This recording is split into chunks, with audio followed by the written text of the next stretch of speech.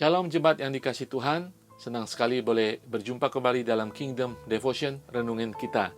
Minggu lalu saya berbicara tentang bagaimana orang percaya yang hidupnya dipenuhi oleh Roh Kudus, yang dibimbing, dipandu oleh kuasa Roh Kudus, kehidupan mereka ditandai dengan kehidupan yang beribadah kepada Tuhan, yang menyembah kepada Tuhan. Akan ada selalu dari bibir mereka mazmur, kidung puji-pujian, dan nyanyian baru dari hati mereka. Akan selalu ada melodi-melodi indah, walaupun mereka tidak bisa menyanyi. Tapi ada melodi-melodi pujian dari hati mereka yang keluar kepada Bapa di surga. Dan di dalam Mazmur mengatakan bahwa pujian itu dalam bibir kita akan mendatangkan kuasa bagi orang yang mendengar dan melihatnya. Dan mereka akan menjadi takut dan menjadi percaya kepada Tuhan. Hari ini tanda kedua orang yang berjalan dalam kepenuhan Roh Kudus adalah orang yang selalu mengucap syukur. Firman Tuhan dalam Efesus 5 ayat ke-20 mengatakan demikian. Ucaplah syukur senantiasa atas segala sesuatu dalam nama Tuhan kita Yesus Kristus kepada Allah dan Bapa kita. Haleluya, firman Tuhan yang luar biasa. Firman Tuhan memerintahkan kita, menginstruksikan kita untuk kita mengucap syukur, berterima kasih kepada Tuhan senantiasa dalam segala hal, senantiasa berbicara tentang di dalam segala waktu. Berbicara tentang di atas segala situasi dalam kehidupan kita. Haleluya, saudara sekalian. Mungkin hari-hari ini waktu kita katakan tidak tepat, tidak waktunya kita mengucap syukur karena situasinya tidak tepat, tetapi firman Tuhan ini mengajak kita untuk mengucap syukur senantiasa dan di atas segala situasi kehidupan kita. Saudara, ketika saudara umat Allah dipenuhi dengan Roh Kudus, secara otomatis, secara kontinu dan konstan, saudara akan selalu dipenuhi dengan ucapan syukur. Ketika saudara melihat seseorang selalu bersyukur dalam keadaan apapun kehidupannya, dia pasti berjalan dalam bimbingan Roh Kudus. Ketika saudara tidak melihat orang itu bersyukur dalam segala hal, mereka pasti sudah kekeringan akan Roh Kudus. Kalau gitu dalam kehidupan kita minta kepada Tuhan, Tuhan alirkan kuasa Roh Kudus, penuhi aku sekali lagi, sehingga kita selalu ada syukur dalam kehidupan kita di setiap saat.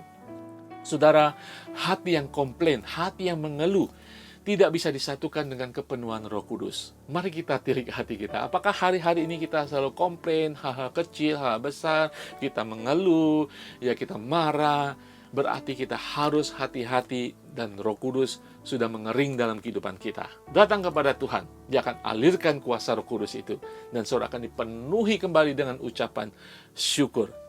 Saudara, mungkin saudara tidak komplain, tetapi saudara tidak mengucap syukur, berarti saudara sudah komplain. Ya, saudara sebagai umat Tuhan, sudah ada Roh Kudus dalam kehidupan saudara. Ya, saya tahu dalam kehidupan kita, masalah silih berganti, kadang-kadang membuat kita tertutup dan tidak bisa mengucap syukur. Saatnya kita datang kepada Tuhan, mendekat kepadanya. Roh Kudus itu, Roh Allah itu akan memberikan kemampuan kita untuk mengucap syukur. Mengucap syukur berarti kita sudah mengatakan kita memiliki Allah Bapa yang baik. Karena firman Tuhan mengatakan Bapa yang baik memberikan pemberian yang baik kepada kita. Bersyukur, seharusnya kita tidak layak menerima segala kebaikan dari Tuhan, tetapi kita menerimanya. Mari kita bersyukur kepada Tuhan. Mengucap syukur tidak hanya menjadi kewajiban, keharusan sebagai umat Tuhan, tetapi itu merupakan suatu alat yang ampuh dan sempurna untuk kita tetap terpelihara sukacita, damai sejahtera dalam kehidupan kita di tengah-tengah masalah kehidupan kita. Mengucap syukur, saudara, ada kuasanya. Di dalam cerita ketika Tuhan Yesus menghadapi masalah, 5.000 orang harus dikasih makan. Masalah yang sama, muridnya Andreas dan Filipus melihat masalah berbeda dengan Tuhan Yesus. Bertindak berbeda dengan Tuhan Yesus. Andreas dan Filipus mengeluh, komplain. Mereka melihat ke dalam, kemampuan tidak mampu untuk mengatasi masalah. Mereka melihat keluar, mereka melihat masalah begitu besar. 5.000 orang lebih, bagaimana kasih makan? Tetapi Tuhan Yesus melihat masalah yang ada sebagai suatu kesempatan. Dengan apa yang ada, 2 ikan 5 roti, dia mengucap syukur. Dan terjadi mukjizat Tuhan. Saudara, mengucap syukur senantiasa di atas segala situasi, dan kuasa Tuhan akan terjadi. Memang kita tidak mengucap syukur karena kita menerima sakit penyakit dalam kehidupan kita. Kita tidak mengucap syukur kalau ada masalah dalam kehidupan kita, tetapi kita mengucap syukur atas segala situasi. Kata atas itu bahasa Ibrani adalah huper. Huper itu di atas segalanya kita mengucap syukur, dan kita percaya ada kuasa yang akan memampukan kita untuk menyelesaikan masalah-masalah kehidupan kita. Apapun yang sudah hadapi saat ini, Tuhan Yesus pernah hadapi semuanya. Dan Tuhan Yesus memilih untuk mengucap syukur mulai saat ini. Dan lihat, Tuhan akan bekerja, mukjizatnya sedang terjadi. Haleluya. Tuhan Yesus berkati semuanya. Mari kita berdoa. Bapa yang ada di surga, terima kasih. Engkaulah Tuhan kami. Engkaulah Allah kami di dalam nama Tuhan Yesus. Biarlah Tuhan, hati kami selalu dipenuhi dengan ucapan syukur Tuhan. Biarlah hati kami selalu bersyukur atas segala yang boleh kami alami. Mungkin kami tidak mengerti, mungkin kami tidak suka, mungkin di luar kemauan kami.